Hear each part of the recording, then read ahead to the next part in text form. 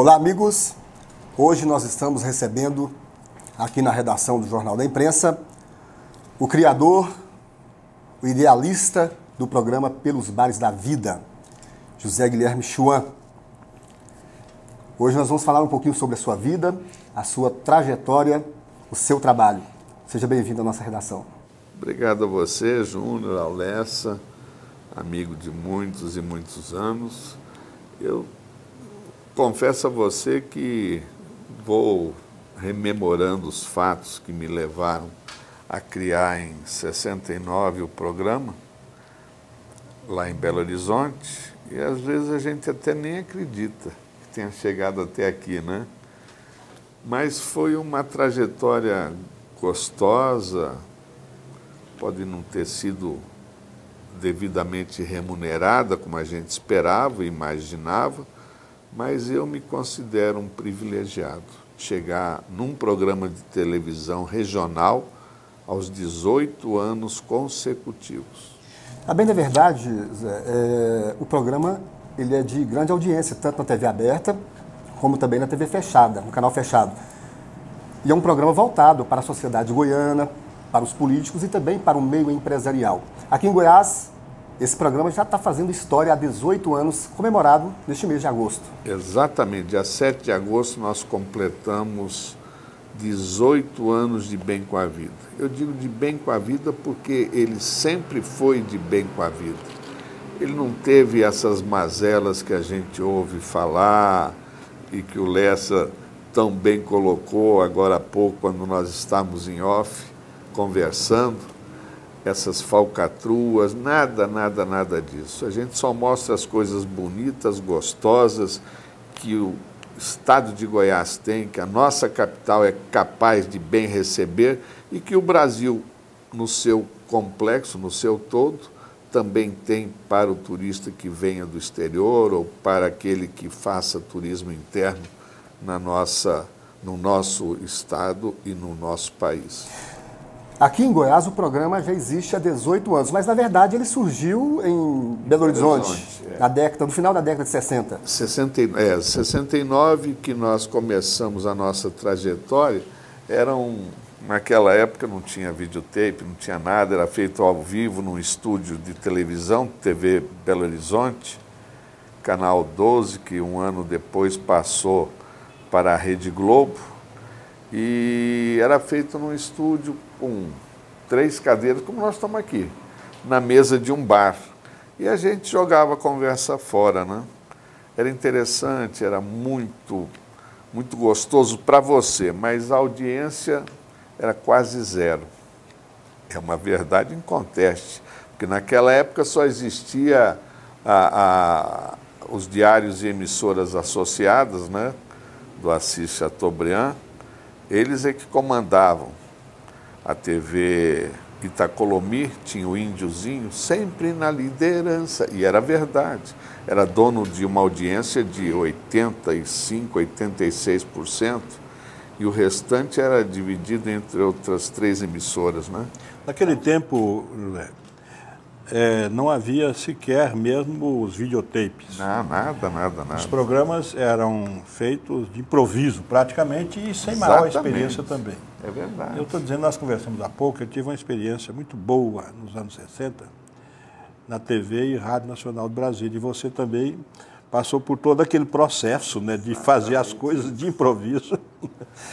Como é que você se despertou efetivamente para a comunicação e bem feita como você sempre fez? Olha, eu sempre tive vontade para isso, né?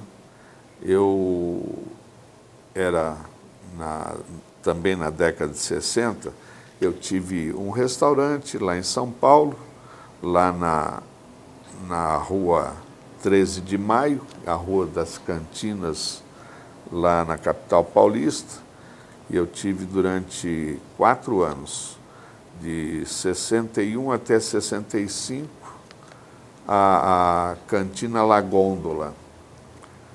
E à noite eu saía para passar lá no Largo São Bento, onde tinha a sede da Asapress, agência noticiosa daquela época, nacional, para distribuir as matérias para o Brasil inteiro, né? De forma arcaica, lógico.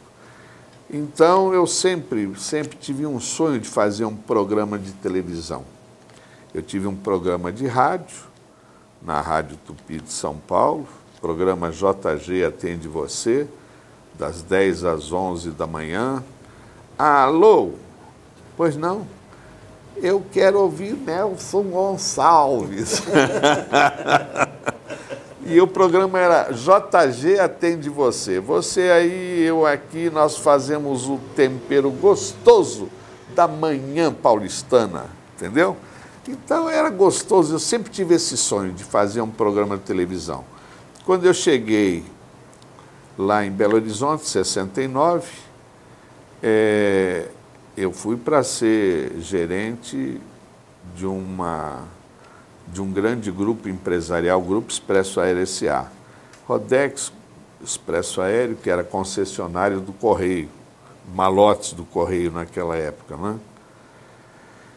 E eu sempre tive a minha empresa também de representações, Jó Representações, a paciência que eu sempre tive que ter na minha vida. E eu fui muito bem sucedido em Belo Horizonte e, concomitantemente, recebi um convite do Marcos Souza Lima, já falecido, um grande colunista social, era filho do também falecido prefeito de Belo Horizonte, e ele tinha um programa maravilhoso. E ele me deu um quadro de 15 minutos no seu programa, Pelos Bares da Vida. Mas por que Pelos Bares da Vida, né? Todo mundo até hoje me pergunta por quê. Porque eu sempre tive em mente que na mesa de um bar, de um restaurante, de uma lanchonete, é que surgem os grandes negócios, os grandes amores, as grandes decepções também, né? E me permita uma observação, eu vou falar com o telespectador. E uma revelação interessante. A grande revelação é que o criador e que continua com a produção Pelos Bares da Vida, Zé Guilherme Chovan, não bebe. Não além bebe. de refrigerantes, água, etc.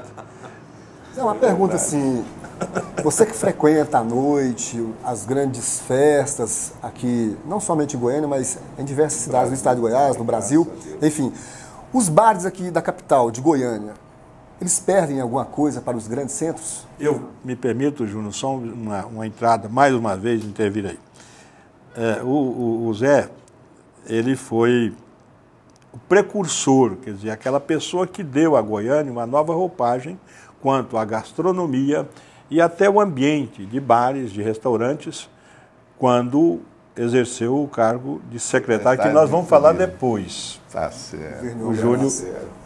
Mas olha, eu vou te contar só uma coisa. Quando eu estava em Belo Horizonte, nós lançamos também um tabloide, Mini Destaque. Ele ia todo envelopado, ele era distribuído graciosamente. Tipo Shopping News de São Paulo naquela época, né? Que era um grande jornal daquela época, grossão, talvez o precursor do turismo verdadeiro no Brasil tenha saído do Shopping News. Elza Volkoff, uma grande jornalista, até hoje na ativa, tem uma empresa vitoriosa, que era editora do Caderno de Turismo, uma lutadora, porque quando você falava em turismo naquela época, bom, o que é turismo? Turismo é para você ir viajar de um lado para outro, né?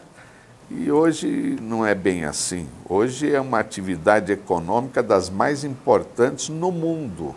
No mundo. Nós ainda hoje estamos engatinhando em termos de turismo. Mas voltando à sua pergunta, Belo Horizonte era considerada a capital dos barzinhos no Brasil, desde a década de 70. Desde a década de 70.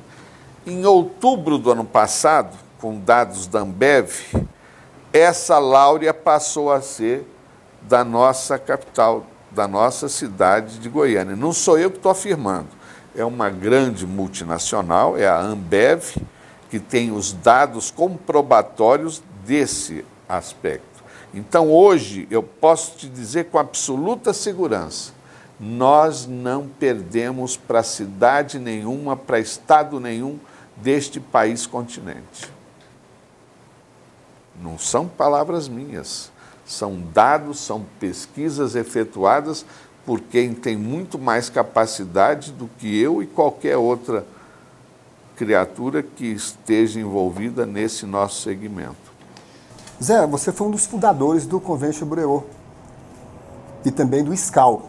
E pela sua atuação, pelo seu trabalho aqui em Goiás, no Brasil, você recebeu também o prêmio Golden Helm, que é uma das grandes premiações outorgada pelo Senado da Alemanha. Como é que foi isso? Como é que surgiu essa homenagem a você? Olha, isso inclusive eu devo a um grande amigo nosso, infelizmente já falecido, editor de turismo do Jornal da Imprensa, Pedro Torres, né? Que ele era o representante desse prêmio no Brasil. Durante muitos anos ele foi o representante. Então ele mandava sempre uma lista de 6 brasileiros para ter na Alemanha para ser ou referendado ou não, porque eles iam e faziam pesquisa. E quando foi no dia 5 de março de 2001, nós recebemos esse comunicado de um italiano que nós conhecemos, né?